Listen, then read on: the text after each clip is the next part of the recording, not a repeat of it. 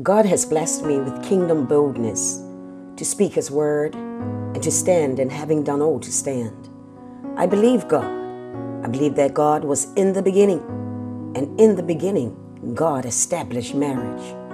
Yes, before there was a church, before there was a religion, before there was a building, before there was any such thing, God established this one thing first. Marriage belongs to God, and it shall never be taken away from God. As a pastor and preacher of God's Word, I'm blessed to be able to speak concerning God's holy Word. I'm not ashamed of the gospel of Jesus Christ, no, for it is the power of God unto salvation. Enjoy my interview following the passing of the bill in the House of Parliament to redefine marriage as between a man and a woman. Pastor Dr. Maria Seaman of the Shekinah Worship Center. So you've been very vocal in your opposition to gay marriages in the community. Do you welcome the most recent passing of the legislation? The decision wasn't everything that I had hoped for. Certainly I want to be thankful that we no longer have same-sex marriage in Bermuda. However, I believe that we've entered into a compromise situation, and it's my firm belief that anytime you try to compromise with an enemy spirit, a contrasting spirit, it's going to be trouble down the road. So it's not finished. So what would you propose as a solution? Well, first of all, folks have to obviously listen to me. I'm a pastor, and so I'm going to represent the totality of the Word of God. My thing is that there should be no type of law that legalizes sin. And so, to me, whether you have civil unions, whether you have domesticated partnerships, as a pastor, as a Christian, I just don't support any type of lifestyle of two adults living together outside of the confines of marriage. And so, to me, this decision goes beyond even the same-sex marriage issue. And that's what a lot of folks, I believe, are missing. A lot of folks want to put this issue as being the church has come against it. But that's not true. Yet those of us, I believe, who are believers in the Holy Bible recognize that we're dealing with a lot more than homosexuality. And we've spent a lot of time looking at homosexuality. And I firmly believe that what this whole last 2.5 years has been about is showing the church that we're not dealing with what we ought to be dealing with, and that is the sanctity of marriage, so that we wouldn't have to deal with other issues. And so we've got to this big issue of same-sex marriage because we haven't dealt adequately and honestly about the condition of marriage in general, adultery and fornication. Those things were battles before this recent battle. So you can see my vision as far as what has taken place is not narrowed down to one thing. It's a broad spectrum, and this is where we are right now. You said you don't want trouble down the line, or that this legislation could bring trouble down the line. There is a possibility gay marriage could be reintroduced in the future to become legal again by the courts. Is that a genuine fear of yours? Well, what's going to be interesting is to see in Bermuda, is it the court that's supreme, or is it the House of Assembly who's supreme? If the court is supreme, then we need to be voting, the public needs to be voting for judges and magistrates. What good is going to be for politicians if they're not supreme? You have the government, well, really the people, who are being represented by politicians. And so if you have the court being supreme over the House of Parliament, then no longer are the voices of the people the voices that drive what the agenda of each party should be. And so that's a whole nother situation that we're looking at when we talk about the court system being supreme over the body that has been voted in to represent the people. That's a whole nother issue. You did previously mention sort of the state of marriage, and that being, I suppose, more of an interest for you, or describe that. I listened with great interest to the House of Assembly on Friday night. At times not wanting to listen, but knowing that really God had prompted me that I needed to listen. Listen to what was being said, not merely concerning same-sex marriage, but what are they saying about marriage? And then moreover, what are they saying about the God who instituted marriage? And what I heard in the House on Friday night were that there were several, 3 to 5 politicians that were basically putting out a message that God is antiquated, that's an old stance, that this is something that will die out in years to come. Now, what that heightened me to was not to be more proactive concerning same-sex marriage. I need to be more proactive concerning marriage itself, because there is a message that's being sent out by very powerful politicians that God is antiquated, that there are other choices. And so therefore, as the church, my calling, person born to minister the word of God in the age that I live, I must now esteem marriage. Everything else is going to be a distraction. Because the main thing is every type of sin, lying, stealing, cheating, adultery, fornication, they all are coming against God's conscience. And that, therefore, is what I need to focus on for the next solid 3 to 5 years, because it will come up again. I'm confident this issue is not over, because they have done more than focus on a topic of same-sex marriage. They've gone after the very God and creator himself. And so like David, the shepherd boy, I have to ask Bermuda, I have to ask preachers, I have to ask pastors, is there not a cause when the army, somebody defiles the name of the living God? With that argument, why aren't the churches as vocally, against, say, the Bermuda Casino Gaming Commission? We're dealing with gambling, and that, I'm sure, is sinful behavior. Of course it is. Once again, how many preachers are you going to interview?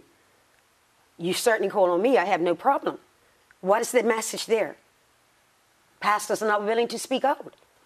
So I'm one pastor. I'm going to speak out against the immigration issue. I had something to say with the breast campaign that went on last year. I had something to say about gambling. I will hit every topic. Now, what makes the same-sex marriage the issue of the day is because it is the issue of the day. It is the issue of the day. If the church says nothing in about 10, 15 years, well, they didn't say nothing, When the church speaks up, well, what they think, everybody believes in God. There's an attack to change the culture of Bermuda. And the shameful thing is that many of us, by our silence, are consenting to the change that's being enacted. We recently interviewed Winston Godwin and Greg DeRoche, the first, the gay couple that won their case in the Supreme Court. And they said that, they just want to be recognized and that their human rights are being violated. On a human level, how do you respond to that? That they just want to live their life? No human has a right to get married. A single female can't come to me and say, I have a right to get married. Well, no, you have a right to find somebody you may want to get married. Nobody has everybody's not married. Everybody is not married. Now, you can love who you want, you can do, but marriage is an institution ordained by God. And so if you can't step into God's institution and redefine it, you're not God. Get another institution, another name, and call it what you want. I'll continue to call lying, stealing, cheating, adultery, fornication, sin. And none of those things are going to become a part of what God now changes his mind about. Human rights, God would not, I know, God would not have anyone living that if it was a right to get married will go against his word. He joined together male and female. You can't have it any other way. If you showed me in the Bible where he did it any other way, then you could enter into God's institution. Until then, even if they won and maintained marriage, it wouldn't be God's marriage. It would be the court's marriage that they've called it. It could never be God's marriage because God has instituted what a marriage should be. And what if certain couples don't subscribe to your religion? Many don't. Atheists don't. Muslims don't. Have you interviewed them to find out how they believe about homosexuality? I have, on some cases. I happen to find out a lot of Christians think that homosexuals shouldn't get married. Go figure. Maybe a referendum would show, oh, it did. Maybe a election would show, oh, it did. So this is not, don't try to push it on the church. That's the cop-out statement of the century. Because the church didn't win the election. The people of Bermuda voted and deemed the way that this issue would go. And so people can talk all they want. They just need to walk back to the referendum and walk back to the election, and they'll see that a whole pile of non-Christians, go figure, don't want two men being able to marry, two women being able to marry. And so again, see, what happens is social media and the like, they get very loud and they attack, and it's a arena where you can attack people who don't care if they wear collar or they're pastor. So it makes them sound loud and strong. But when you sit down with me and we talk one-on-one, you're going to understand. Just like I don't condone my relatives doing certain sins, I don't condone that one. What, you want me to, discriminate? Accept your sin, but don't accept these other sins? No, sin is sin. All right. So going forward, what's next for Well, what's next for Pastor Maria Seaman? She continues. Accept the focus now. This is since Friday night, listening to the house. The focus is now, show Bermuda marriage. Show Bermuda God's marriage. Show this young generation that have not seen many successful marriages. And therefore everything else becomes a viable option because that ain't work for their people. Well, show them that marriage does work. One thing, I don't know if you can use this or not, but I tell you what really hit home at the House of Assembly when I was hearing this thing about people will die off and the culture of Bermuda change. I said, my God, do they realize you're saying the culture will be out the door and then it can become something different? Strange, we don't like people telling us there's no such thing as a Bermudian, but we don't have an issue when we say, well, we just let our ancestors' ways, our foreparents' ways die out. I think that's why God kept them good and strong, some 80-year-olds and 90-year-olds, so that they could participate in the election just going to say, no, Bermuda as she stands, the majority. Just like they say the majority can't discriminate against the minority. Well, it's true vice versa. The minority shouldn't be able to tell the majority what to do.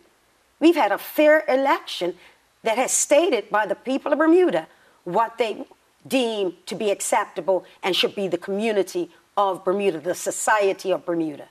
And so my job going forward, uplift the real thing. The counterfeit will show for itself. Uplift marriage, that's it.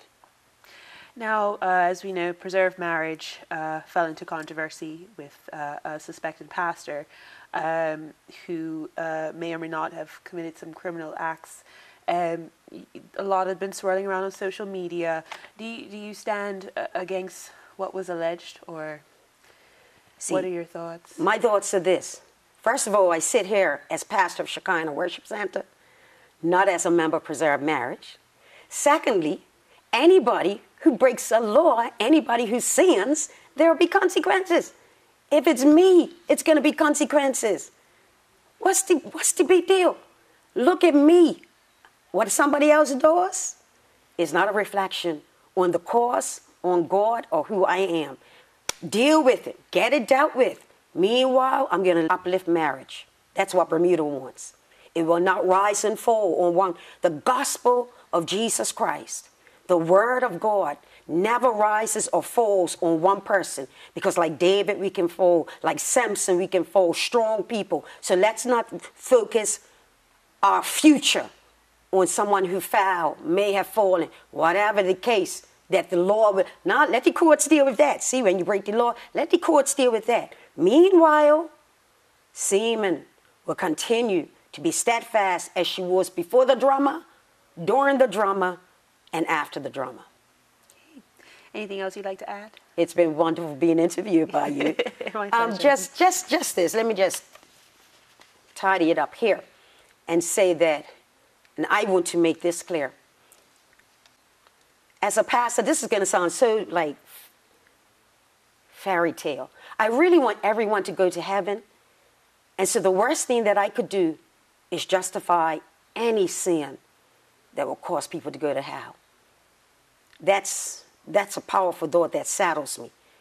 You know, I'm going to receive a lot of hate and whatnot, but you know what? Hate can only last a lifetime. Eternity is forever. Thank you. All right. Thank you. Thanks very much. Scriptures on God's marriage, Genesis 2:20 through 24. And Adam gave names to all cattle, and to the fowl of the air, and to every beast of the field. But for Adam there was not found an help meet for him. And the Lord caused a deep sleep to fall upon Adam, and he slept. And he took one of his ribs, and closed up the flesh instead thereof. And the rib which the Lord God had taken from man made he a woman, and brought her unto the man. And Adam said, This is now bone of my bones, and flesh of my flesh, and she shall be called woman, because she was taken out of man. Therefore shall a man leave his father and his mother, and shall cleave unto his wife, and they shall be one flesh. Proverbs 18:22. Whoso findeth a wife findeth a good thing, and obtaineth favor of the Lord. Ephesians 5:22 through 30. Wives, submit yourselves unto your own husbands as unto the Lord. For the husband is the head of the wife, even as Christ is the head of the church, and he is the Savior of the body.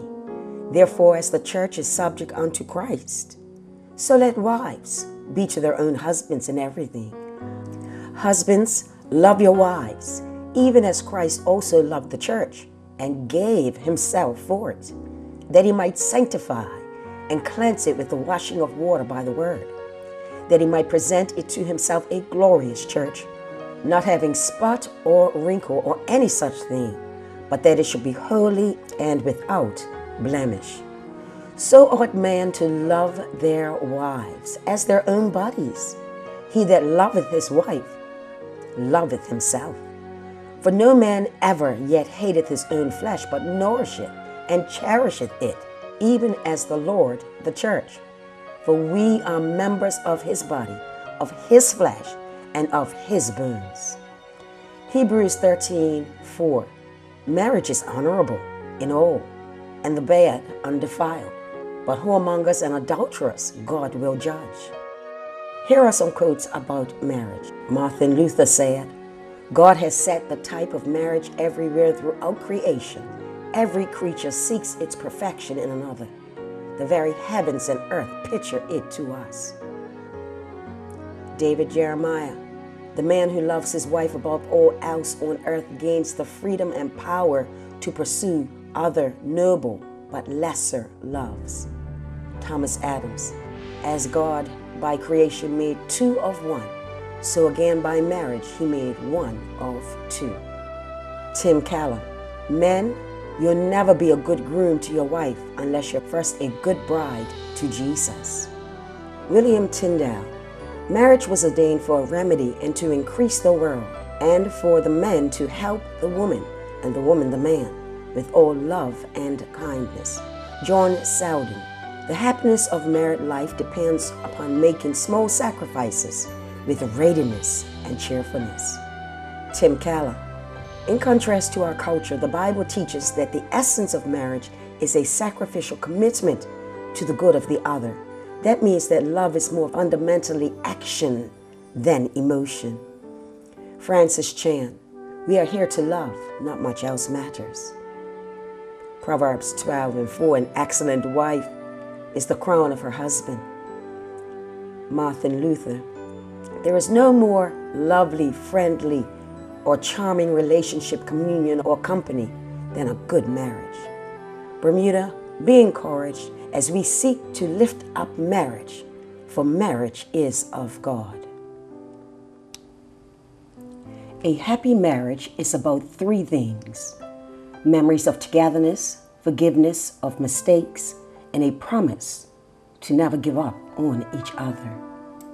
In every disagreement in marriage, remember this one important truth: my spouse is my partner, not my enemy. We will either win together or we will lose together. A great marriage is not when a perfect couple comes together. It is when an imperfect couple learns to enjoy their differences. The goal in marriage is not to think alike, but to think together. A happy marriage is the union of two good forgivers. The most important thing a father can do for his children is to love their mother. We are thankful for God's marriage. Blessings abound.